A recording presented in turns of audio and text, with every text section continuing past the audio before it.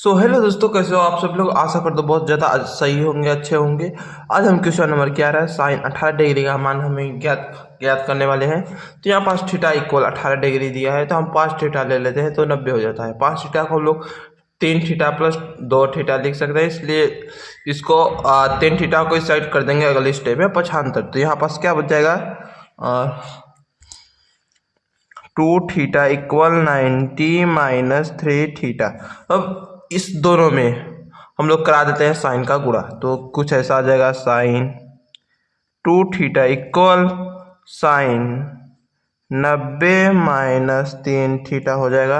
अब इसका मान रख देते हैं। साइन 2 थीटा का फॉर्मूला क्या होता है, मैं यहाँ पास लिख देता हूँ।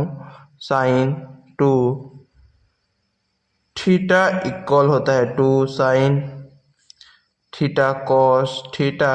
इसको कोष्टक में कर देता हूँ और इसको 75 करते हैं। इसका भी फार्मूला होता है, क्या होता है formula, sine 90 minus theta equal cos theta. एक और फार्मूला हमने लिख दिया। ये दो के दोनों फार्मूले, ये फार्मूला यहाँ इसका ये काम के लिए यूज होने वाला है, इसका ये फार्मूला इसके बेसिस पर यूज होगा। तो हम लोग चलो आगे सॉल्व करते हैं। यहाँ पर साइन 2 थीटा है, तो साइन 2 थीटा का फार्मूला रख देते हैं। तो आ जाएगा sine 2 theta cos cos theta. और यहाँ पास देखो साइन 90 माइनस थीटा, तो क्या आ जाएगा कॉस थीटा। थीटा की जगह पर क्या है -3 थीटा, ठीक है 3 थीटा थीटा। अब यहाँ पास एक और फार्मूला आ जाएगा, ये है कॉस 3 थीटा। और कॉस 3 थीटा का फार्मूला ये है, देखो कॉस 3a का फार्मूला होता है cos cube a minus 3 cos a. इस फार्मूले को हम लोग अभी यहाँ यूज करने वाले हैं। तो इसको पहले लिख देते हैं sine theta cos theta equal, अब कॉस 3 थीटा का फार्मूला यहाँ से लिख देते हैं ऊपर से देखकर, क्या है 4 cos Q theta minus 3 cos theta. तो ये हमने लिख दिया ऊपर से देखिए। अब इसको हम लोग करते हैं 75, यानी इसको हम लोग ले जाते हैं इस साइड।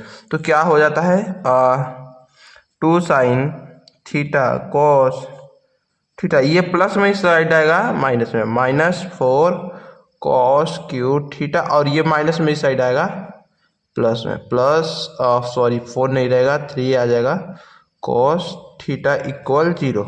अब इस सब में आप देखो इसमें भी कॉस सभी में है, तो हम लोग कॉस कॉमन ले लेते हैं। तो यहाँ पास अगर कॉस थीटा कॉमन ले लेंगे तो क्या आ जाएगा, यहाँ से आ जाएगा 2 sine theta minus 4 cos square theta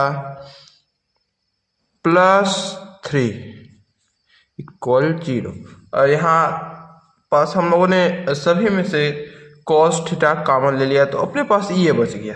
अब इसमें देखो आप, एक साइन थीटा है, अब आके एक कॉस थीटा। एक और ट्रिक हम लोग यहाँ पास यूज करते हैं, वो है कॉस स्क्वायर थीटा। यानी कॉस स्क्वायर थीटा इक्वल क्या होता है, यहाँ एक फार्मूला और यूज करते हैं। तो यहाँ पास मैं लिख देता हूँ कॉस स्क्वायर थीटा इक्वल होता है 1 माइनस साइन स्क्वायर थीटा।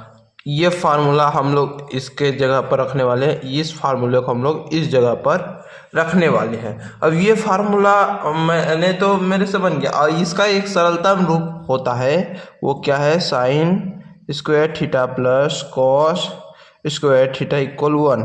ये होता है इसका सरलतम रूप। ये सबसे आता ही होगा फार्मूला, ये बहुत ज़्यादा इजी होता है। इसी को मैंने ये जो साइन स्क्वायर थीटा है इसको इस साइड ले गए, तो 1 माइनस साइन स्क्वायर थीटा हो गया कॉस स्क्वायर थीटा बराबर।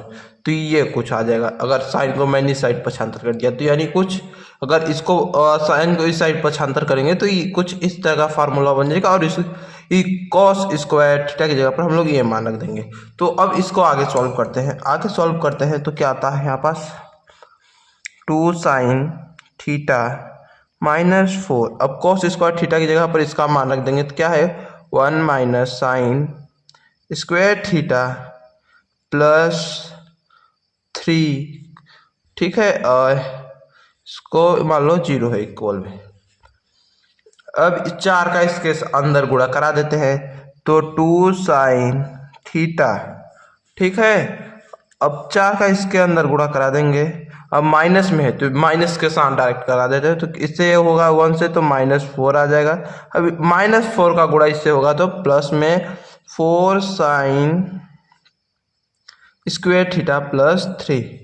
अब यहाँ पास आप लोग देख सकते हो ये 3 और -4 तो कट जाएगा तो माइनस का 1 आएगा। तो एक बार इसको और स्टेप पे सॉल्व कर देते हैं। 2 साइन थीटा और ये क्या है, यहाँ से -1 आ गया और इसको क्या लिख सकते हैं +4 साइन स्क्वायर थीटा। अब इसको हम लोग थोड़ा क्रम से कर देते हैं। मान लो इस रूप में ax² धन bx + c, जो एक समीकरण का रूप है, द्विघात समीकरण का रूप, हम लोग इस रूप में लिखते हैं अगले स्टेप में। ठीक है, अगले स्टेप में इस रूप में लिखते हैं तो क्या आ जाता है, यहाँ पास मैं लिख देता हूँ। सबसे पहले क्या है, यहाँ से देख लेता हूँ 4 साइन स्क्वायर थीटा, यहाँ से क्या आ जाएगा 4 साइन स्क्वायर थीटा और फिर क्या है 2 साइन थीटा, फिर क्या है +2 साइन थीटा -1, यही है। एक बार और कन्फर्म कर लेते हैं। 4 देखो यहाँ से 4 sine square theta +2 sine theta -1, तो हमने ये पक्षांतर का इस ढंग से ax² + bx + c के रूप में हमने इसको लिख दिया। अब इससे हम लोग एक विधि होती है जिसको बोलते हैं श्रीधाराचार्य विधि। यहाँ से हम लोग एक फार्मूला होता है जिससे हम लोग इसके मान ज्ञात कर सकते हैं, इसका x और y का। तो इस कैसे करते हैं, देखो अभी श्रीधाराचार्य विधि से। अब श्रीधाराचार्य विधि एक जो है भाई उसका फार्मूला भी है, तो उसका फार्मूला क्या है मैं अभी यहाँ पास लिख देता हूँ। यहाँ पास होता है x = -b + √v² -4ac √2a। ये फार्मूला आप लोग कक्षा 10वीं में तो पढ़े ही होंगे।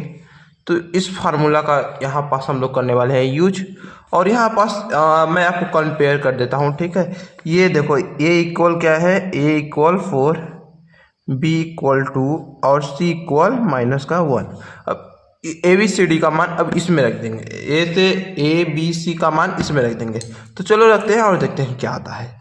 तो x = b, वो भी माइनस में, तो यहाँ पास b का मान क्या है 2, तो यहाँ पास आ जाएगा -2 + √ में b² यानी 2 का स्क्वायर, तो 2 का स्क्वायर -4, a का मान 4 यानी 4 और c का मान -1 यानी -1।